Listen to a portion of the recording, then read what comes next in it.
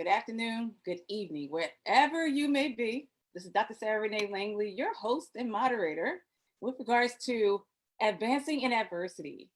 And this is the finale of our week's series and topic, hashtag the talk, how to talk to your children about racism and the police. And I, as always, am always grateful to you because, see, there wouldn't be any show if you weren't a part of this. So I just want to say thank you. Thank you for your time. Thank you for showing up because 80 or now perhaps 90% of success is just about showing up. And the fact that you are here and we're having this conversation, it speaks volumes. And I am so grateful and appreciative to you and your time. So thank you for that. And also, just want to check in with you.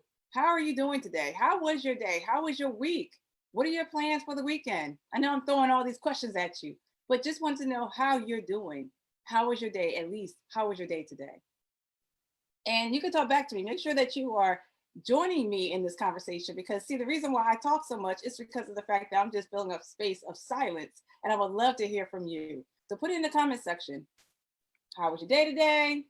And hey, how was your week? How are you? How are you feeling? You know me by now. You know how I am. Trying to make sure I check in with you. And to help you to know how to gauge yourself, how you can convey and know what your thoughts and feelings actually are saying to you. Because, see, in order for you to know and understand yourself, it'll make it easier for you to know and understand your kid. So that said, how are you doing? You can put it in the comment section. Any questions or comments that you have, put in the comment section because I'm able to see it. And I want to make sure that you get your voice heard. So that said, can't wait to bring in my special guest of the hour, as well as bringing on my co-host who's going to help me in facilitating this conversation. So Danny, where are you? Danny Robinson, licensed social worker. Hello.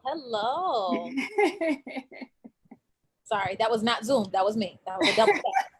That's so funny. How are you doing today? I'm good. It is another Freedom Friday. Yes. We talk about the issues on our table. So I'm so glad to be here. I hope everybody has had a good week. If you have not had a good week, that is okay, because this is definitely a safe space where we can talk. You can get in the comments. You can share how you feel. This is definitely no place where you can't feel that you could be yourself. Be true to yourself. Be who you are. You don't have to be anybody else but you. So it's a safe space for us to get it together. Freedom Friday. Freedom Friday, you know, and yes, it's a safe space because, see, you're amongst family and friends where you're actually going to share your dirt, your secrets, your dirty laundry to thousands of people who are watching it right now. So you are in a safe space. It's okay. You know, us and the thousands and thousands and thousands of people who are going to watch this, we all got your secret. We got your back. Don't worry. Your secret stay with all of us. So it's okay. We're going to be up in the comments back at them. We got you. Hey, Jessica, how you doing? Thank you for tuning in. And Frank, I saw you put the heart and the like up. Thank you all the way from Arizona. Thank you for tuning in and joining in with us in this conversation. Danny, I just want to know, any news for us today? What's going on? I mean, there's so much. It's a little hard even for me to keep up with all the hot topics. And I saw that speaking of hot topics, Wendy, I heard her husband's out here in the street and he's spilling some tea. So that's on another story. But anyway, going to hot topics. Is that normal? I mean, that's normal, right? That's like, okay. I know Kevin, he's been in trouble. He just been a man. I don't know what he out here doing, but you know that's. We know what he's out there doing. We do. Yeah, it's clear what he's doing. You know exactly what you're doing. Get it together. But anyway, so hot topics. Actually, I think we were kind of on the same page and looking at stuff. So I know my girlfriend Stacy is looking at me through her internet eyes and rolling her face because, you know, Starbucks. I think everybody noticed Starbucks decided to come out of their necks and talk about like how they didn't feel it was appropriate for their employees to wear anything that signified Black Lives Matter, anything that would signify or make them a part of that movement or show support of, they were against. Now, I was like, Starbucks, did we or did we not just have a conversation at the table? Did we not? Because didn't we just come up for this from somebody, an employee calling the police to Starbucks an employee on the Black people that were sitting in the back, and I'm like, well, you have to buy something. Man, this is not McDonald's. No, we do not. This is the Millennial Public Library. Okay, that's where we come. This is our coffee shop. We do not have to buy. We have meetings at Starbucks. They have Bible studies at Starbucks. It is not required for you to buy a coffee, but we thought they had learned, because remember, they did their whole diversity training, cultural competence. And here we are yet again, Starbucks, at this table having this conversation. So apparently you all did not attend your own conference, or you didn't bring us to the table to have the conversation with you, because we have not learned. So Starbucks, I'm gonna have to stick with McDonald's now to get my caramel macchiato. I'm sorry.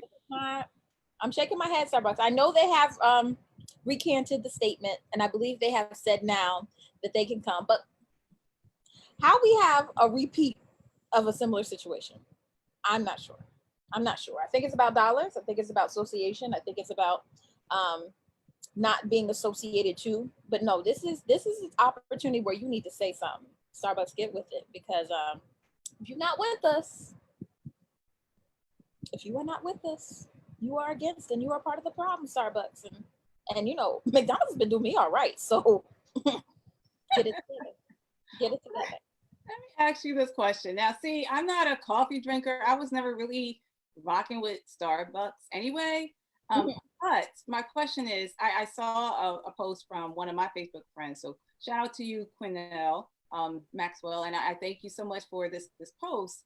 She had asked to post it from a different perspective, as we always talk about in terms of shifting in perspective. So she said, in fairness, is it fair how would we feel if someone, an employee had their MAGA hat on, and serving?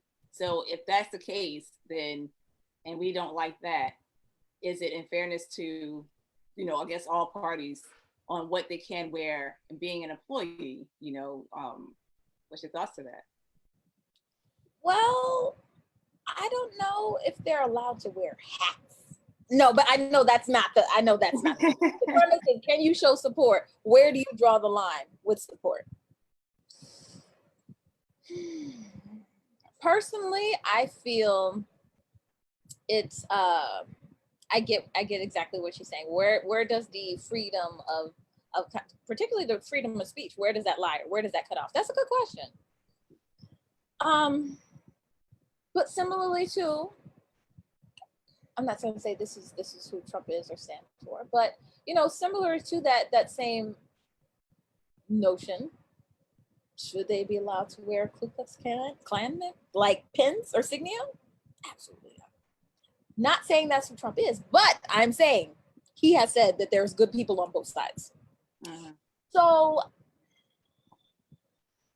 I know Quinnell hits us with that, right? Yeah, she kind of hit this with us. Hey, Jessica. Hey, Frank. Hey, Brad. Thank you for tuning in. What are your thoughts, everyone? Yes. On Danny's side, on those who are watching from her angle, her end, and who's watching from our guest speaker of the hour, the people who are watching from his page, please, y'all can share with us. Let us know what your thoughts are. Is it fair? Does fair matter? Are you no longer going with Starbucks? Are you going over with McDonald's with Danny and them? Or are you like, you know what, I'm going to give Starbucks another try, especially since they decided to recant, reverse their decision. So y'all can put it in the comment section. We'll make sure that we read it out and just share this. And as a matter of fact, y'all make sure that y'all share this video out, because sharing is caring, and you never know, you just might save a life in the process. And that is your contribution in regards to how you are making a difference, how you are moving the needle forward, as we all come here collectively to share our voices together on coming up with great solid solutions on how, and especially in this particular conversation, how can we help our kids out regarding racism, police? How do they process it? Along with you, how do you process all of this? And that's why we asked you, how are you doing? How was your day? How was your week? So that you can now come to grips with what your thoughts and feelings are with all the different things that are happening moment to moment. It's like we don't even have time to catch our breath with the next thing that's about to take place. So let's now be ahead, in terms of understanding our thoughts, our feelings, our emotions, what it's saying to us, to then be in a position to know how we can help our children out through this whole tenuous matter and situation, and to also get it ready, like getting ready and getting it together for the next thing that happens. To which, as I check on your conversations and you're posting your comments and questions, I'm hearing about a second wave of the coronavirus. I don't know if that was a hot topic for you or something that you want to talk about, Danny, but let me tell you, that's why I'm going to get my hair braided. And you're not going to catch me this time, COVID-19. I am going to make sure that my hair is braided for the next 3 months. So I'm learning. I tell you the truth. I asked this question. I said on my Facebook page, I said, well, what are y'all doing? What is the thing that you always wanted to do, but you couldn't, but now you can because you're home?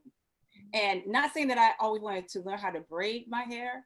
Like, I'm so spoiled. It's like I always had my hair done, like I go to someone and they do it. But now I'm going to take the time to take a class, and I'm going to shout out you, Nina B. She decided to take advantage of this pandemic and create a class for beginners like myself on how to do a basic braid. And I am looking forward to it. And I tell y'all go to my page to support Nina B on the fact that she had decided to use this opportunity to help people like myself and those who are beginners with braiding, so that you can too be prepared for this pandemic for the next 3 months, to have our hair braided. Because I tell you the truth, this isn't catching me down, with my pants down this time. I'm going to be prepared to have my hair braided. So just want to shout out her business. And yeah, the fact that you take advantage of this situation in terms of being prepared, because a lot of times we were so unprepared, and not just with our hair, but I'm saying like in everything, financially, emotionally, mentally. It just hit us and had taken us by surprise, and it really left us at a loss. And that's just that's just an understatement. But now here's your opportunity to be prepared with the perhaps second wave of the coronavirus. Danny, what's your thoughts? And everybody, y'all can talk back to us. What are your thoughts in regards to this potential second wave of the coronavirus? First of all, kudos to you. She's like, I'm gonna learn this braiding, okay? Right. Nobody's gonna catch me out here. I know that's right. It's opportunity to learn a skill, to get it together, okay? Sometimes it takes practicing. I've practiced on myself. I'm proud of you. That's awesome. That's dope. That's dope. I'm so excited. But yeah, you're so right in that, it's time for us to really take account. It's like things are starting to open it back up. It's really a time to reassess and see where we need to make adjustments, or what things that we need to pull from. What resources do we need? What things do we not have together? There are, I do a lot of resource scouting, as well as putting that information out there to, a lot of the folks that I work with. But there's a lot of COVID resources out there. There's a lot of food pantries that are making sure that they're trying to do more regular food donations. If you have anything to donate, and if, you can put things in bags and just have them together, because, there are going to be those people that are in need. But, just trying to get a lay of the land, what were you not prepared for? What did you need more of that you didn't get? How can you reassess to better prepare for what we are not sure what's going to be next? How can you better be prepared for what's coming in the future? What we don't know. So how can you be better prepared? What weren't you prepared for? And what things, resources could help you advance in the future or be more prepared? I know for me, I remember when we was on that toilet paper. Now, personally, I am not a hoarder. I do not hoard. However, typically on a regular day, I will have at least 2 Costco cases of toilet paper, and that's just on a regular day.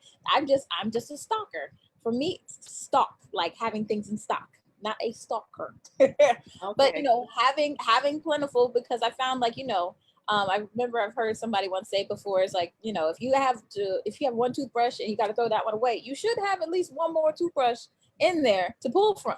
So, always making sure that you have things in the house. That's definitely a big thing for me. So I like to make sure, all right, good. And, for me, I'm always like, does somebody else need something? So there's a little surplus, if my neighbor, auntie, somebody else is in need, at least I have enough for me, and then I have enough to share. So definitely time for us to restock and reevaluate, what we need going forward, because we really don't know what's coming.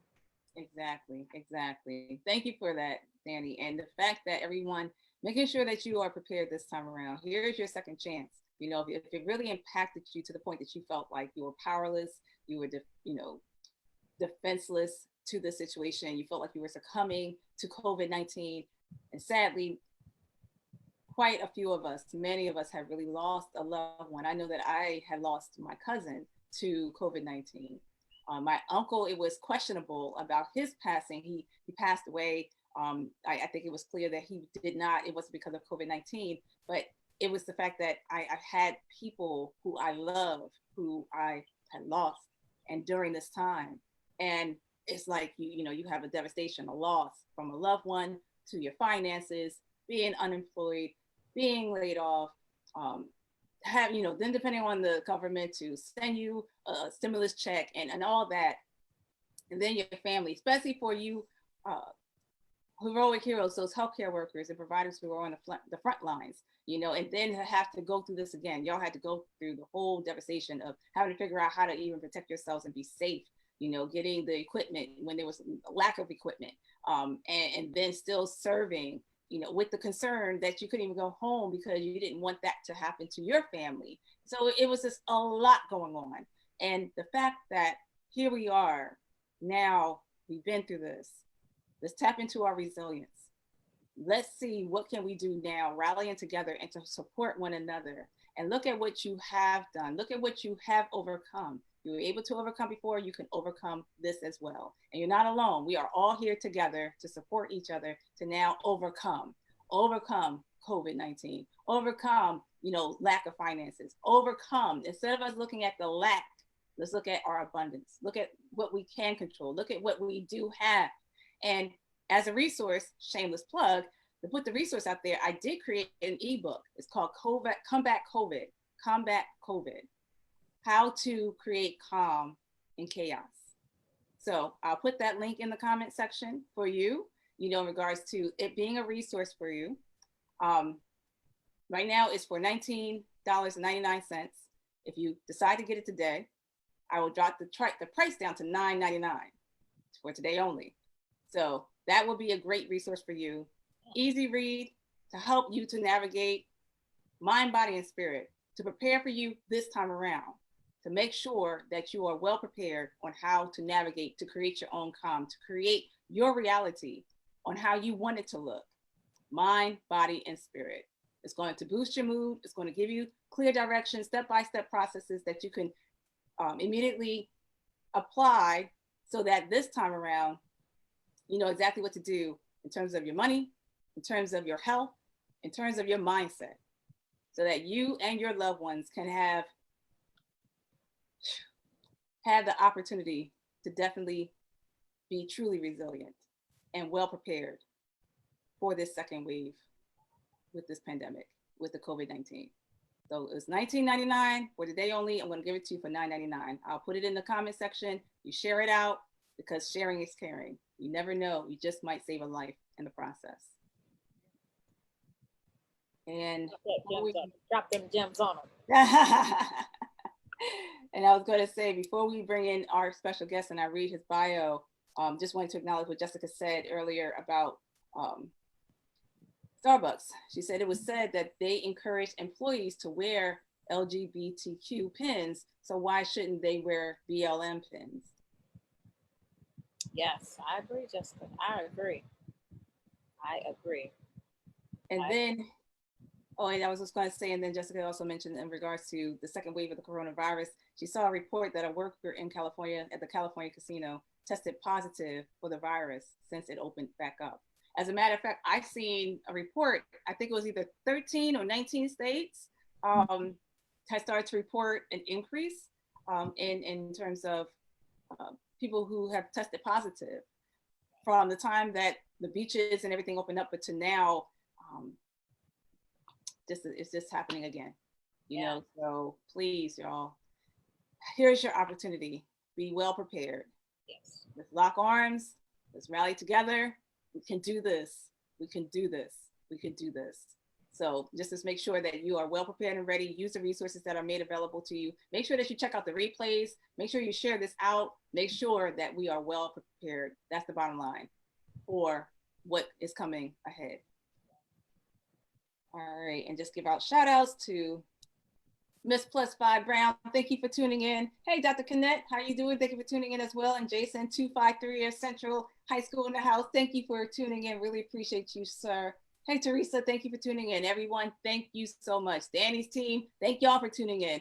Antwan's team, thank y'all for tuning in. We really appreciate you and your presence. And look, without further ado, we're going to bring in our speaker of the hour, our guest, our special guest, our expert, that's going to help lead us and navigate us in regards to hashtag the talk, how to help our children with dealing with the police and with racism.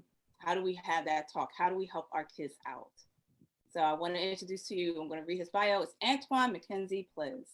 He is the expectation grief specialist, counselor by profession, healer by calling. He is a mental health counselor located in Broward County, Florida. He is currently a registered mental health counselor intern, licensed by the state of Florida. He holds a Bachelor of Science in ESE K-12, a Master of Arts in Clinical Mental Health Counseling, and a graduate certification in alcohol and drug abuse counseling. Antwan is trained and experienced in providing various types of therapy, including EMDR, cognitive processing therapy, and trauma-focused CBT, just to name a few. He is experienced in treating various issues, including anxiety, depression, grief, and trauma-related disorders.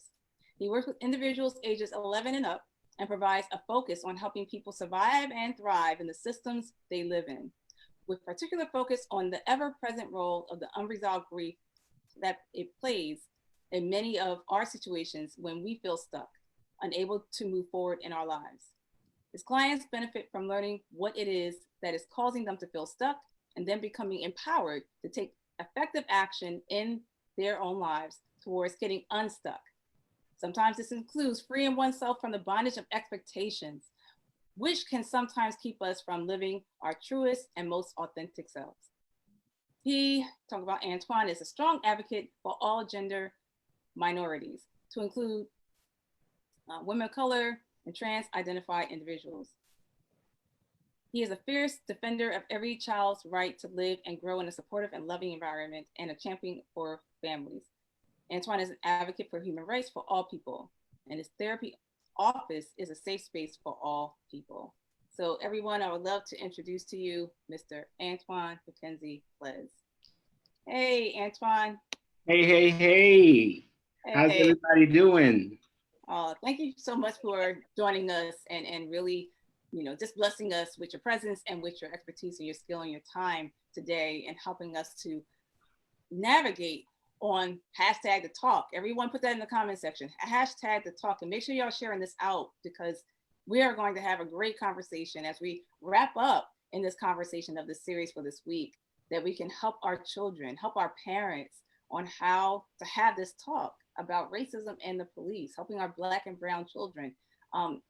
Antwan, I just want to again say thank you, and I'm looking forward to this conversation as well as many of us, because, just to hear it from a male's perspective as well, to really help our Black and brown kids, our Black and brown boys in particular, especially mothers that's out there, fathers that are out there who have their sons and they're like, wow, what do I do? Like it really hits for them. And yeah, just thank you again for your time today. Not a problem. Listen, you guys, let me tell y'all something about Dr. Sarah and how she's a therapist. So when she invited me to do this talk, I told her, I was like, this is completely outside of my comfort zone. I've never done anything like this before. And she was like, great. So we'll make you the finale. And and we'll make you wait all week, and we'll put you on Friday. So I want to say thank you, Dr. Sarah, for giving me the kick that I needed in the butt. Also, I am really excited about having this conversation from the Black male perspective, and as well as from a child therapist perspective. who mostly works with Black and Brown children. So I'm very, very excited. I am about to explode with information and Yes. thoughts and with insights. I'm going to try and get these people out of here at 9, but you get me talking on this topic and I can't promise. So we're We going to don't try. have nowhere to go.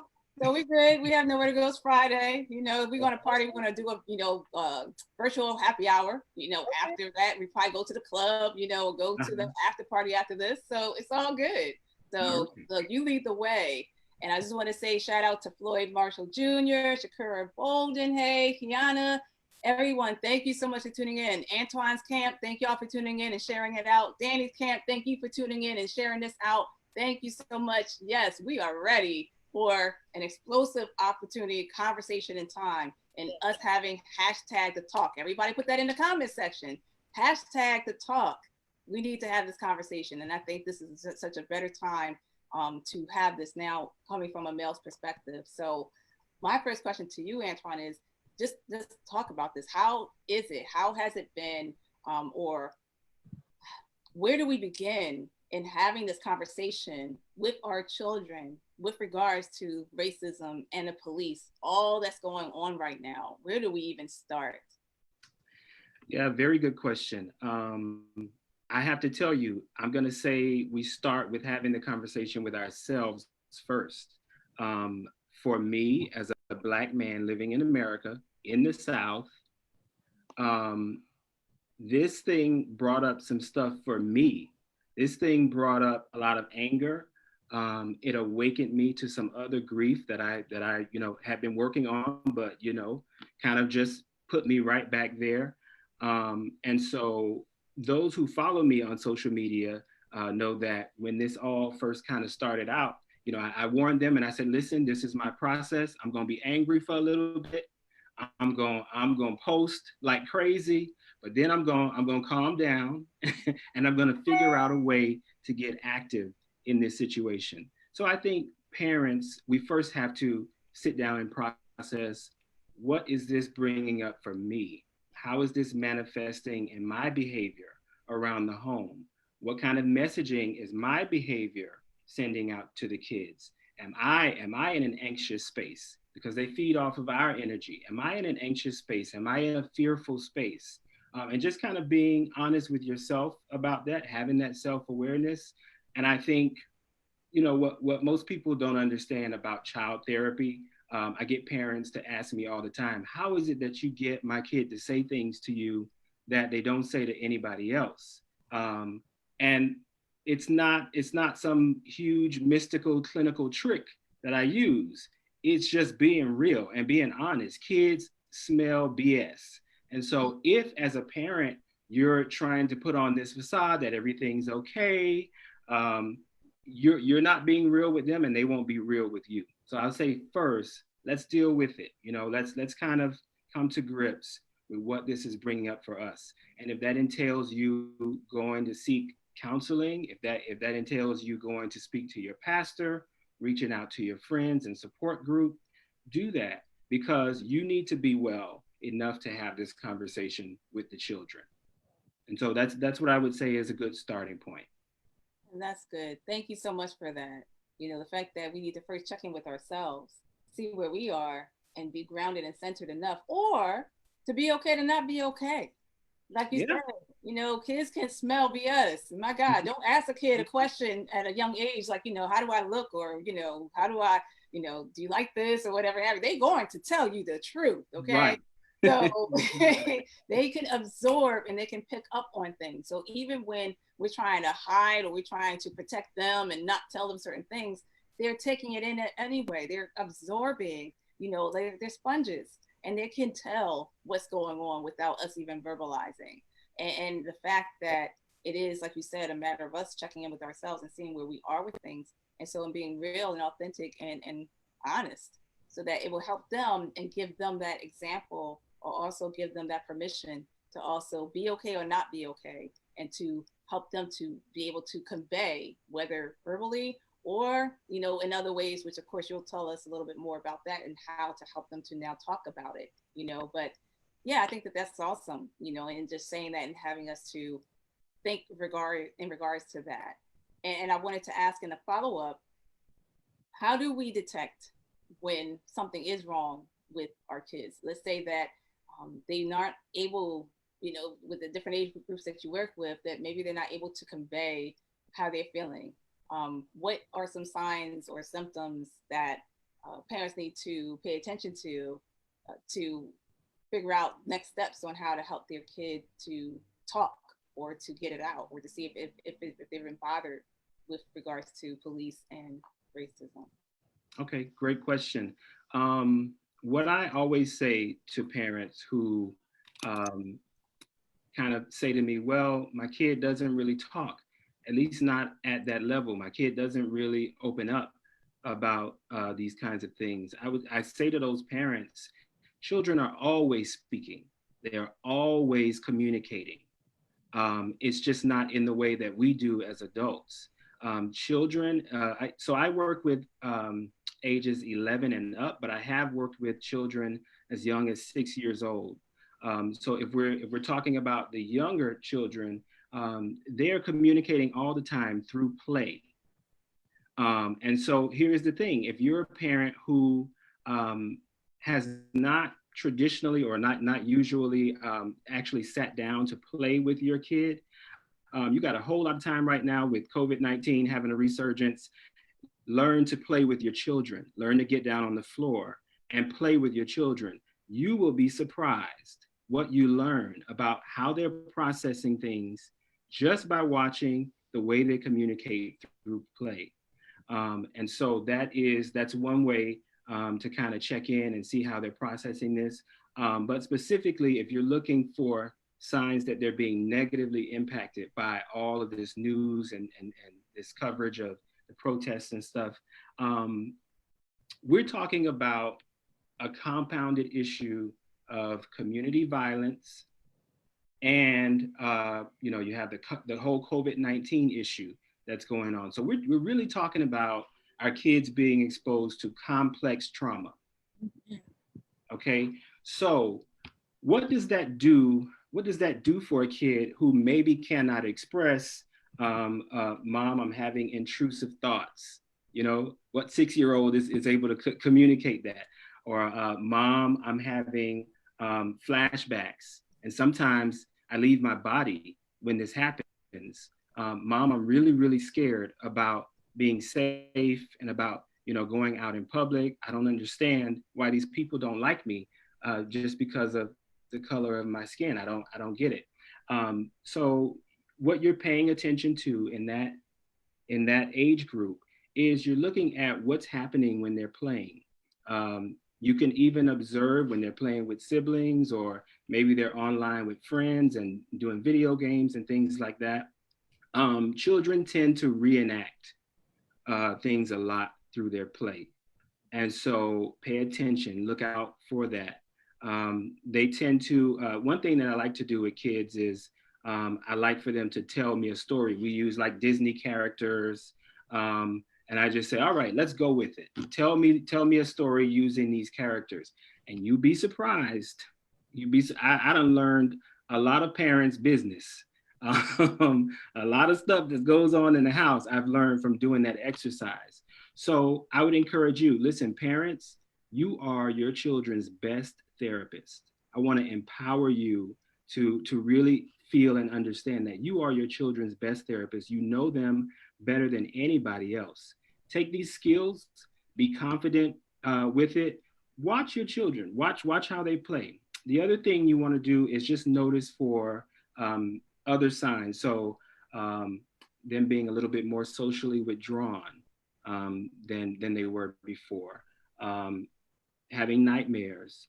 And here's the thing about when a child experiences complex trauma and they're having those nightmares, they can't always explain to you what happened in the nightmare.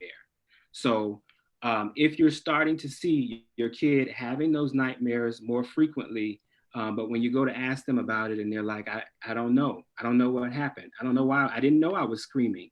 That is a sign of complex trauma and their young developing brain trying to process and make sense out of what's happening around them. I'm trying to think of other signs you may notice. You might notice issues with remembering things. You may notice increased irritability. You may notice them becoming more angry and violent, and really with no provocation, just uncharacteristically angry. And so those are times that you should be cued in that, okay, something is going on here, and it's time for us to kind of dig into it. With the older children, we all know what PTSD looks like. We all know what trauma responses look like. For children, I think about 13 and up, from what I've seen, they tend to kind of display those same signs and symptoms that you would see in adults. Your hypervigilance, which is, just kind of having to be prepared all the time. Oh my God, something's going to happen. Intrusive thoughts, nightmares, that kind of thing. And avoidance. So kids, especially our kids, Black and brown kids, are truly, truly gifted at avoidance. They know how to avoid a topic. They know how to change the subject in little subtle ways. Be very, very keenly aware of when that's happening in the conversation with your teens. If you're sitting down with your teens and you're wanting to engage in this talk, notice any attempts to change the subject. Notice any attempts to just kind of gloss over and move on to something else. That is one of the key things that I look for as a therapist when I'm assessing for trauma. And guess where they learn avoidance from? That's how they get real good at it. They learn avoidance from us. Yes, a lot of that learned behavior, right? A lot of it with children is definitely learned behavior. Thank you. I mean, that was really good overview of like how that can really example or how that can come out in a child's behavior. And I really just want to go back to what you were saying. I think it's a really good point. Complex trauma. Can you describe for us, maybe for those that may not necessarily be clinicians or familiar, can you give us a little bit of information? What do you define as complex trauma? All right, I'm gonna read you guys the definition of complex trauma, and then we'll kind of go into it. So it's defined as, it's defined as children's exposure to multiple traumatic events and wide-ranging long-term impact of these multiple trauma exposures. Typically, these events include abuse or profound neglect and begin in early life. But it also can just mean experiencing several traumatic things almost at the same time. That is also a way to kind of think about complex trauma. So if you think about, look at these last couple months, what this has done for the psyche of children. All of a sudden, there is this, as y'all's president likes to say, this invisible enemy, right? That has completely threatened their sense of safety. Their entire idea of structure and routine has been completely upended. They're not able to socialize with their friends the way they used to. At these school age years, teachers are so important to kids. And so not being able to go and see